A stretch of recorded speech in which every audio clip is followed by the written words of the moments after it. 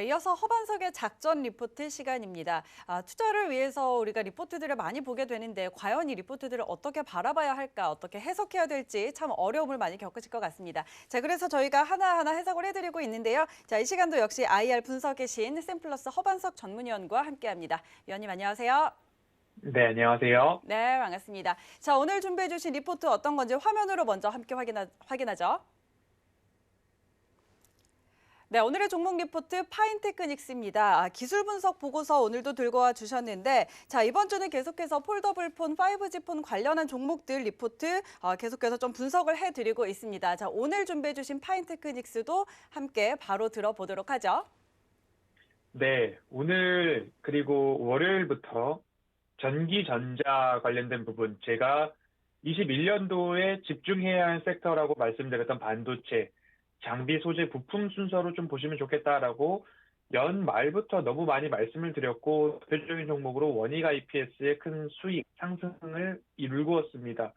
그리고 나서 보셔야 될 섹터를 스마트폰 시장이 커짐에 따라서 스마트폰, OLED, 그리고 폴더블 폰, 이렇게까지 세 가지 섹터를 21년도에 꼭 보셔야 됩니다. 라고 말씀을 드려왔던 터라, 거기에 대한 산업 전망 스몰캡 보고서 보여드렸고요. 그리고 KH 바텍, 그리고 세경 하이테크, 오늘 파인테크닉스까지 한번 살펴보려고 합니다. 파인테크닉스 기술 분석 보고서인데요. 한국 IR 협의회 말씀을 드렸었습니다. 코스닥 기업에 대한 투자 정보를 널리 알려드리기 위한 사업의 일환으로 한국거래소와 예탁결제원이 기술신용평가기관에 발주하여 작성된 보고서이고 2020년 11월 19일자 조금 기간은 되었습니다. 하지만 파인테크닉스의 최근 보고서 중에 하나가 이 한국 IR협의회의 발간 리포트였습니다. 기관의 발주를 받아서 작성한 보고서이기 때문에 뭔가 누군가는 열심을 다해서 양질의 보고서를 작성을 했다라는 그러한 보고서입니다. 뭔가 이 보고서를 보고서 추가적으로 이 부분은 더 찾아봐야 되겠다라는 부분들, 시간이 지남에 따라서 업데이트되는 정보는 있겠지만 이 보고서가 발간된 당시에는 그래도 누군가는 수고를 해서 만들었다라는 그런 보고서입니다.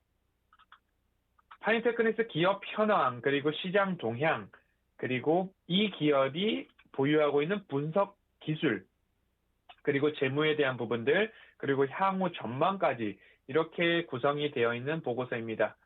파인테크닉스는 KH 바텍과 마찬가지로 다이 캐스팅이라는 기술을 가지고 있는 주조 공법이라고 말씀을 드렸죠. 다이 캐스팅 주조 공법을 기술력으로 보유하고 있는 기업입니다. 하지만 파인테크닉스는 LED 조명 관련된 부분, 그리고 스마트폰, 휴대폰 부품 제조 부문을 가지고 있는 그런 보유한 기업인데요. 파인 DNC에서 이렇게 LED와 스마트폰 관련된 부분을 인적 분할하여 설립된 기업입니다. 그렇기 때문에 휴대폰 하나에만 국한된 기업이 아니라 오히려 LED와 관련된 그러한 매출처가 단단하게 있는 그러한 기업이다라고 보시면 좋을 것 같습니다. 뭐 디지털 뉴딜이나 그린 뉴딜 관련해서 전력 소모가 적은 쪽으로 형광등을 대체하거나 그리고 주변의 가로등 같은 부분들도 다 교체가 되어 있는 상황임을 아실 겁니다. LED 주차등, 그리고 백열등이나 할로겐 등도 다 LED로 교체가 되고 있는 그런 부분이기 때문에 이런 모듈까지도 함께 보는 기업이다라고 생각을 해보시면 휴대폰에 국한된 기업이 아니라 뭔가 캐시카우 역할을 하는 그런 산업군이 따로 있구나라고 좀 이해하시기에는 더 좋을 것 같습니다. 그리고 파인테크닉스 같은 경우에는 기업 경쟁력으로 따지고 본다라고 한다면 기업이 시작될 때부터 인적 분할될 때부터 핵심 기술에 대해서는 지적재산권 및 특허 관리를 철저히 하고 있는 회사다라고 보시면 좋을 것 같은데요.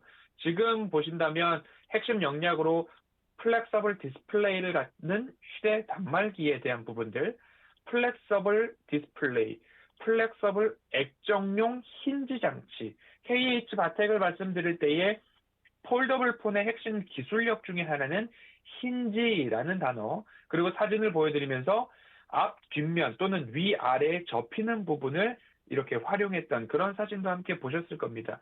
그렇기 때문에 이 파인테크닉스 같은 경우는 특허, 지적재산권을 잘 관리하고 있는 회사다라고 보시면 좋을 것 같고요. 장기적인 성장 동력으로서 말씀드렸듯이 LED 조명 관련된 부분에서는 특허뿐만 아니라 매출, 캐시카우 역할을 잘 하고 있는 기업이다라고 보시면 좋을 것 같습니다. 그리고 이 다이캐스팅 말씀을 드렸죠. 주조 공법 중에 하나인데 그 주물과 실제로 생산되는 그 제품, 완제품에서의 차이가 거의 없기 때문에 굉장히 정밀한 그리고 따라오기 어려운 기술 중에 하나다라고 좀 보셨으면 좋을 것 같습니다. 휴대폰, 모바일용 내외장치에서의 매출이 62% 이상 나오고 있는 부분입니다. 안정적인 매출은 LED에서 나오고 있지만 이 회사의 가장 큰 캐파를 차지하고 있는 매출은 휴대폰이다. 그래서 제가 스마트폰, OLED, 폴더블 시장의 확장에 따라서 세경하이테크, KH바텍, 파인테크닉스까지 말씀을 드리고 있습니다. 향후 전망입니다. 5G 폰 수요 늘어날 것이다. 스마트폰 시장 확대될 것이다. 폴더블 폰 시장이 그중에 가장 핵심일 것이다. 라고 말씀을 드리고 있는데요. 앞으로 출시되는 5G 단말기나 폴더블 스마트폰의 역량으로 관련된 부품 수요 당연히 증가할 것이기 때문에 거기에 따른 시장 규모 확대에 따른 매출 증대 이어질 것이다 라고 보시면 좋을 것 같습니다. 이어서 살펴보면 LED 조명 시장 또한 굉장히 크게 증가하고 있는 모습입니다. 예를 들자면 2001년부터 2005년까지는 주로 휴대폰, 작은 액정을 중심으로 LED가 사용이 되었다면 2009년부터는 노트북 모니터, LCD TV 등 중대형 디스플레이 분야까지도 확장되고 있는 모습입니다. 그리고 나서는 이제 성장성을 본다라고 한다면 2001년도, 2005년도까지는 매년 약 40% 성장률을 좀 보였는데 2010년 기준으로 시장 규모가 87억 달러 정도였습니다. 그런데 2016년, 6년 사이에 2배 이상, 141억 달러의 시장 규모 성장성을 보여주고 있기 때문에 이 구간에서도 끊임없는 매출과 영업이익이 나오고 있다. 그런 부분 살펴보시면 좋을 것 같고요. 앞으로 향후 전망을 조금 더 집중해서 살펴보면 계속적으로 나옵니다. 폴더블 폰에 대한 성장성, 그리고 스마트폰 부품에 대한 성장성이 나오는데요. 2020년 상반기 굉장히 부진했습니다. 코로나19 팬데믹 영향으로 상반기 부진했던 실적이 하반기 회복될 것으로 기대하고 있는 2020년 11월 기준으로 작성된 보고서입니다. 그렇기 때문에 앞으로 이러한 폴더블 폰, 좌우로 접히거나 위아래로 접히는 힌지라는 기술력을 갖고 있는 폴더블 폰 부품 공급사 한번 집중해서 보시면 좋을 것 같고요. 앞으로 이 구간 KH바텍이나 세경하이테크에서 말씀드렸듯이 폴더블 폰의 성장성은 당연한 기조다.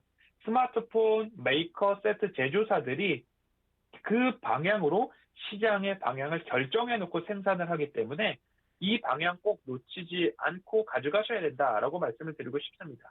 이 폴더블 폰의 캐파가 이렇게 늘어나는데 휴대폰 사용하시는 분들께서 스마트폰 사용하시는 분들께서 조금 불편했던 점들 중에 하나가 예전에는 뒷면 커버를 열어서 배터리를 교환할 수 있었던 시절이 있었습니다. 그런데 지금의 초, 중 학생들은 스마트폰 배터리가 교환되면 참 좋을 텐데 라는 이야기를 하고 있다라는 거죠. 왜 그러한 기술은 반영되지 않는 건가 라는 이야기를 하고 있는데 스마트폰 제조사들이 방수 방진 기능을 넣음으로 인해서 그쪽으로 시장 방향을 정했기 때문에 소비자들은 그 시장 방향에 따라서 스마트폰을 사용하고 있는 겁니다.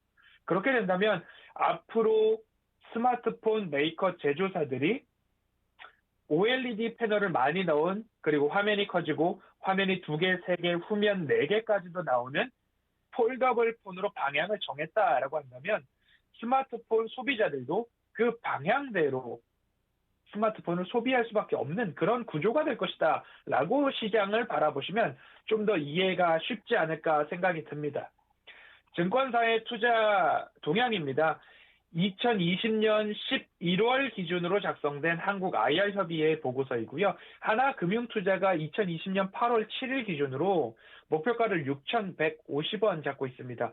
8월 달부터 8, 9, 10, 11, 12, 1월, 2월 7개월 이상 지나온 이제 파인테크닉스의 주가를 보면서 허반석의 모멘텀 체크리스트를 보았을 때에 이 기업은 적당한가를 살펴보도록 하겠습니다.